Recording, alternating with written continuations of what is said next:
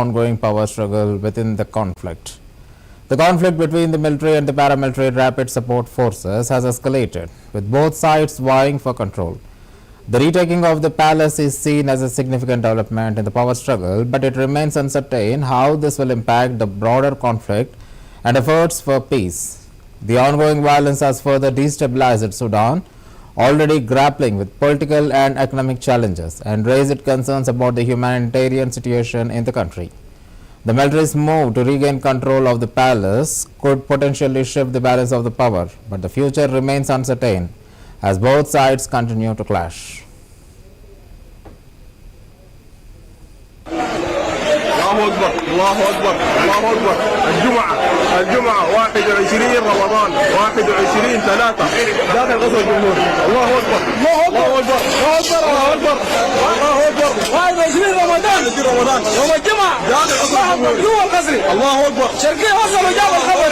الله أكبر والكدراوية جو والبحراوية جو. الله أكبر كلهم الله أكبر جوا بس داخل قصر الجمهور إن شاء الله.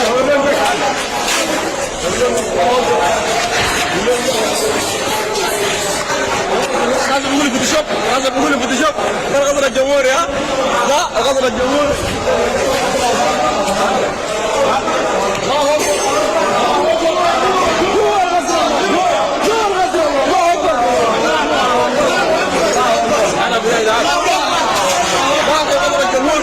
الله اكبر 21 رمضان 21 داخل قصر الجمهور. الله اكبر الله صلى لنا صلى بياي. الله اكبر الله اكبر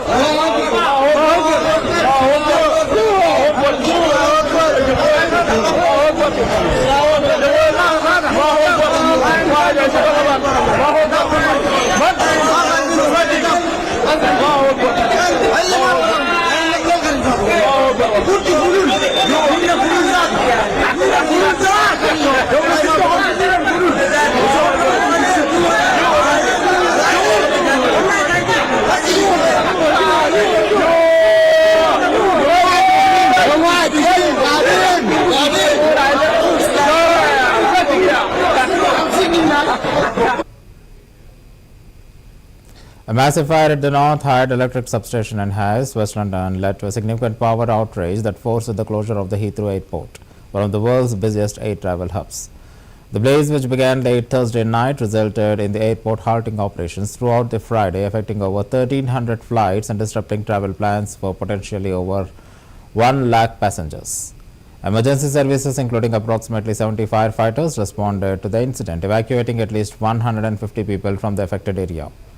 The fire also caused power outages in thousands of homes and businesses nearby. Passengers are advised to avoid traveling to Heathrow and to contact their airlines for the latest information on flight statuses. Beijing.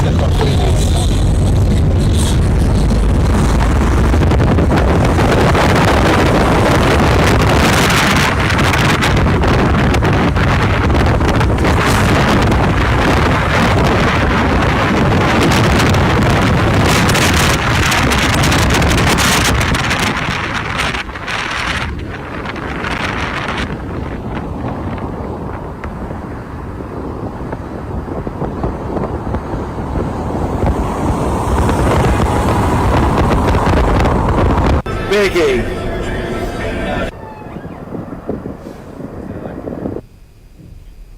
President Trump has signed an executive order that he says will lead to dismantling of the U.S. Department of Education, handling power over what is taught in the American classrooms to the states. Trump campaigned on a promise to abolish the federal department, agreeing with many other Republicans that it is amounted to a waste of taxpayers' money. He argues that the move will empower parents and help America to catch up with countries that have better standards of education. At a signing ceremony at the White House on Thursday, Trump stressed that he was taking all lawful steps to abolish the department. He said that today we are taking a very historic action that 45 years in the making to begin elimination. The Federal Department of Education once for all, he said, flanked by children sitting at the school desks.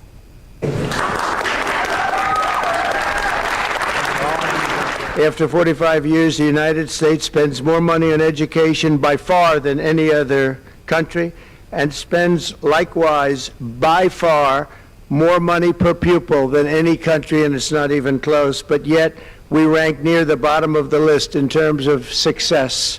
Despite these breathtaking failures, the department's discretionary budget has exploded by 600% in a very short period of time, and it employs bureaucrats in buildings all over Washington, D.C. And as a former real estate person, I will tell you, I ride through the streets of Washington and it says Department of Education, Department of Education. I said, how do you fill those buildings? It's crazy what's happened over the years. But we're going to be returning education very simply back to the states where it belongs, and this is a very popular thing to do, but much more importantly, it's a common sense thing to do, and it's going to work. Absolutely, it's going to work. We're going to love and cherish our teachers along with our children more than any other country, and spends likewise by far more money per pupil than any country, and it's not even close, but yet we rank near the bottom of the list in terms of success. Despite these breathtaking failures, the department's discretionary budget has exploded by 600% in a very short period of time, and it employs bureaucrats in buildings all over Washington, D.C. And as a former real estate person, I will tell you, I ride through the streets of Washington and it says Department of Education, Department of Education.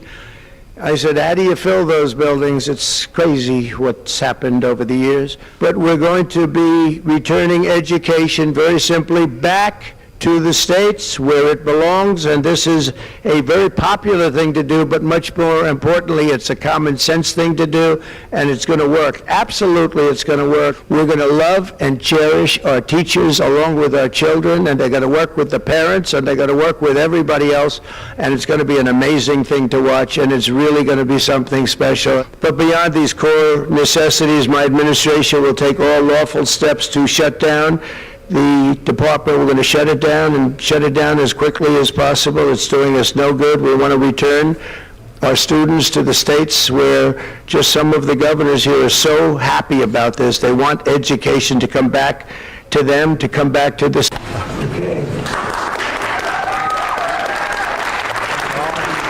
After 45 years, the United States spends more money on education by far than any other country, and spends likewise by far more money per pupil than any country, and it's not even close, but yet we rank near the bottom of the list in terms of success. Israeli police dispersed crowds with water cannons as protesters demonstrated against Israeli Prime Minister Benjamin Netanyahu and his government. Thousands of Israeli protesters marched towards Jerusalem earlier on Wednesday, calling for the return of Gaza hostages and safeguarding of democracy. The decision is to resume the war, with 59 hostages, around 24 of whom are believed to be alive, still held in Gaza, has added a fresh momentum to anti-government rallies, with protesters accusing the current administration of continuing the conflict for political reasons. The march to Jerusalem was planned after Netanyahu announced at the weekend that he decided to sack Ronen Bar, the head of Shin Bet Domestic Intelligence Agency. The protesters fear the resumption of the war will endanger the release of the remaining hostages held by Hamas. 59 hostages are yet to be released, of whom 24 are to be believed. The decision to resume the war has added fresh momentum to anti-government rallies.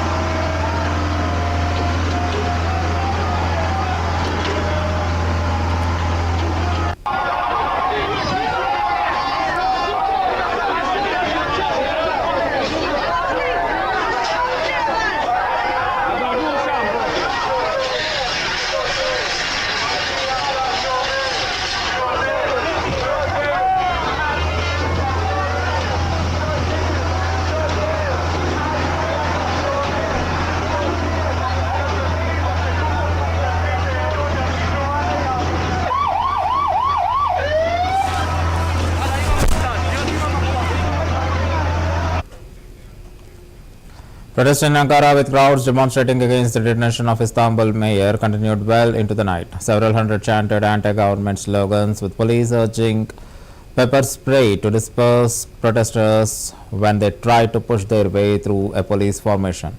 Scattered protests and gatherings also took place in other cities, including Izmir and Trabzon. Turkey detained Istanbul mayor Ekrem İmamoğlu, the main rival of President Tayyip Erdogan, on charges of corruption and aiding a terrorist group in what the main opposition party on Wednesday called a coup against the next president.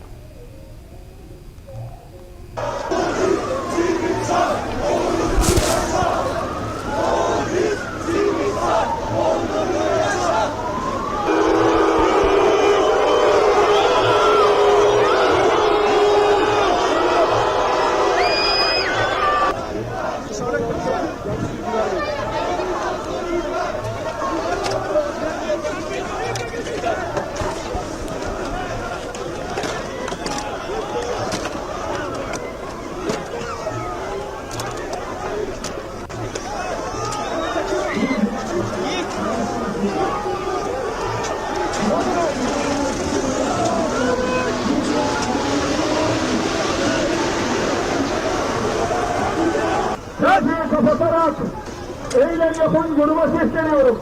Yüzlerini kapatarak eylem yapan gruba sesleniyorum. Lütfen yüzlerini açarak trafiği kapatarak yüzlerini kapatarak eylem yapan gruba sesleniyorum.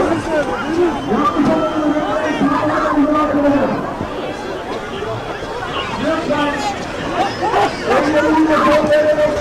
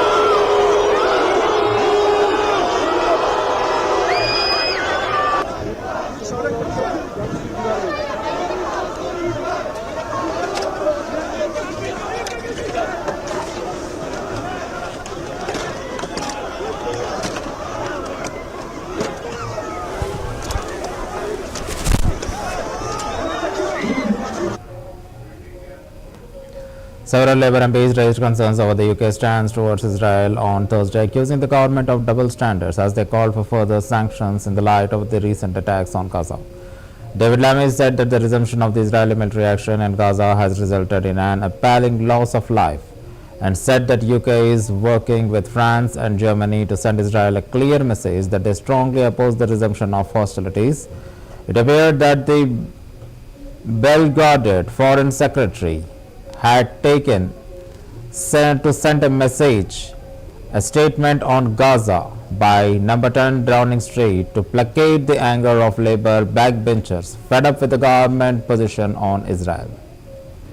This is an appalling loss of life, and we mourn the loss of every civilian. Yesterday morning, a UN compound in Gaza was hit. I can confirm to the House that a British national was amongst the wounded. Our priority is supporting them and their family at this time. Gaza has been the most dangerous place in the world to be an aid worker. And I share the outrage of the UN Secretary General Guterres at this incident. The government calls for a transparent investigation and for those responsible to be held to account. The UK is now working closely with partners such as France and Germany to send a clear message. We strongly oppose Israel's resumption of hostilities. We urgently want to see a return to a ceasefire. More bloodshed is in no one's interests, Hamas must release all the hostages and negotiations must resume. Our position remains that Israel's actions in Gaza are a clear risk. This is an appalling loss of life, and we mourn the loss of every civilian. Yesterday morning, a UN compound in Gaza was hit. Zelensky has said that all nuclear power plants belong to the people of Ukraine. His comments came after the reports that Trump told him during a phone call yesterday that the American takeover of Ukraine's nuclear power would offer the best protection for the country's infrastructure as talks continue in an effort to end the war with Russia. Speaking in Norway, Zelensky said he had not spoken with Trump about the ownership of the Zaporizhzhia plant. Zelensky was forced to delay a chat with the French president after Macron called the Ukrainian leader while on a live video briefing with journalists. In a scene streamed live to reporters, Zelensky immediately identified the caller, saying, "Sorry, Emmanuel, I just had the conversation with some journalists." And he told reporters that was President Macron, and they have a conversation on average once a day, and Macron is helping a lot, said Zelensky. Президент Трамп мене запитав, що ви думаєте про цю станцію? Я йому сказав, що вона працювати, якщо вона не буде українська, працювати вона ні на кого не буде. Це незаконно, вона не зможе.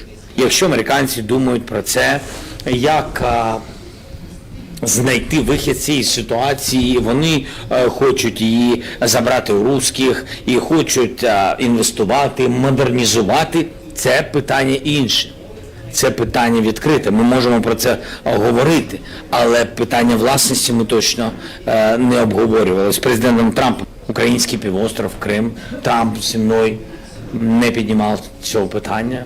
Ми колись говорили з ним про Крим ще в вересні у Нью-Йорку, просто його цікавило, як це виглядає, що в ньому, чому українці так люблять, бо він чув, що українці дуже... Sorry, Emmanuel, I have just conversation with the journalist. Can I be back in some minutes, in 15-20 minutes? Yeah, please. Thank you, Emmanuel. Okay, great, bye-bye. Так, я тільки що розмовляв з президентом Макроном, з Еммануелем. Ми з ним часто дуже спілкуємось, раз на день, я б так сказав, в середньому, і дійсно у нас дуже тісні відносини між нашими країнами, він сильно допомагає. Я йому за це вдячний, я йому після нашої розмови. French President Emmanuel Macron said he will host a meeting of European leaders with Ukraine's Volodymyr Zelensky in Paris next Thursday, March the 27th, to discuss ways to help defend Ukraine. He said his goal was to discuss ways to speed up immediate military support, how to make a possible ceasefire work, and draw up plans to beef up the Ukrainian military after a deal and possibly deploy troops there. Macron comments come up as a group of Western countries, that so-called coalition of the willing, focus on a support plan for Ukraine, making sure the West can move quickly if a peace deal were struck between Kiev and Moscow. France and Britain have spearheaded efforts to offer a peacekeeping plan for Ukraine after the US President Donald Trump began talks to press for a peace deal with both Russia and Ukraine. Both countries are continuing to push the United States for security guarantees to deter any future Russian attacks.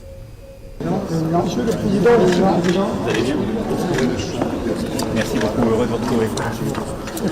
Nous tiendrons jeudi prochain un sommet de la coalition des volontaires jeudi prochain à Paris, en présence du président Zelensky, et nous finaliserons nos travaux de soutien à court terme de l'armée ukrainienne, de défense d'un modèle d'armée ukrainienne durable et soutenable pour prévenir des invasions russes, et puis des garanties de sécurité que peuvent apporter les armées européennes.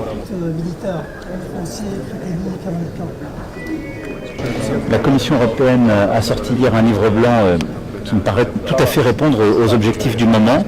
avec des engagements forts, des instruments utiles, une préférence européenne assumée, ce qui est là aussi un changement de doctrine très profond, et nous nous sommes beaucoup battus pour. Et au fond, nous avons maintenant une stratégie pour réarmer pleinement l'Europe, c'est-à-dire nous rééquiper, retrouver pleinement notre indépendance dans les 5 ans qui viennent.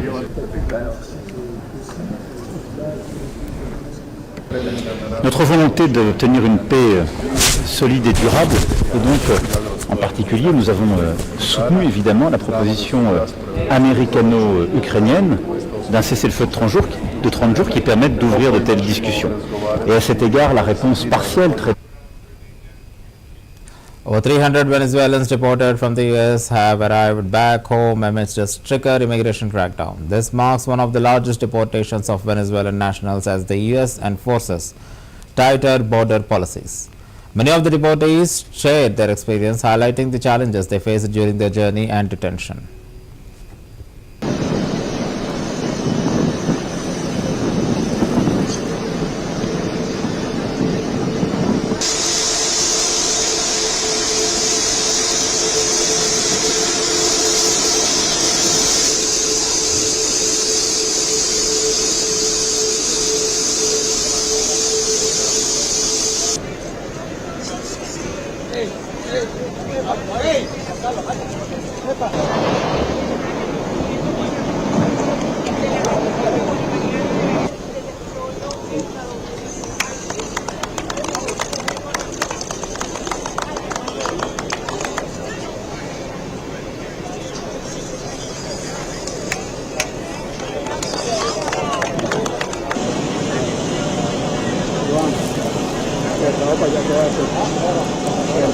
Lejos de toda la persecución, lejos de la represión aplicada en los Estados Unidos, lejos de la persecución aplicada a los ciudadanos solo por ser venezolanos o por tener un tatuaje, lejos de considerar a todos los venezolanos como delincuentes, muy lejos de quienes han maltratado a nuestro pueblo. Hoy son recibidos aquí en nuestro país de manera amorosa, de manera cariñosa, solidaria, con un abrazo de hermano.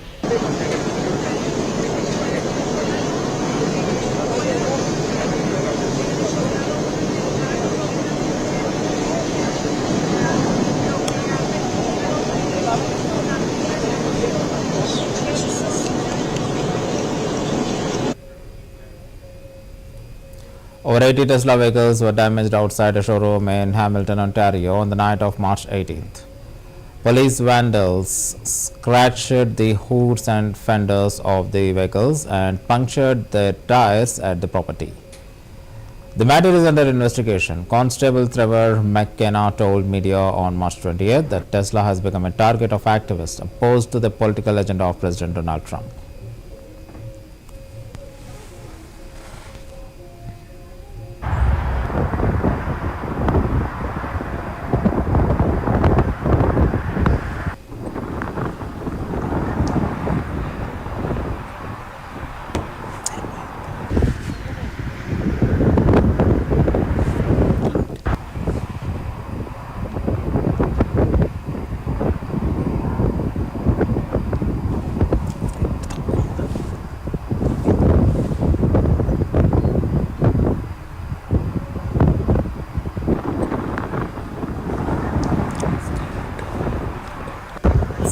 So during the overnight hours of Tuesday, March 18th, 2025, someone or a group of people attended this occasion and damaged upwards of 80 Tesla motor vehicles on the property. Damages include scratches to the fenders, the hoods, and punctured tires. Now the police are currently investigating this matter and appealing for witnesses to come forward. If you know something about this, please come forward and let us know.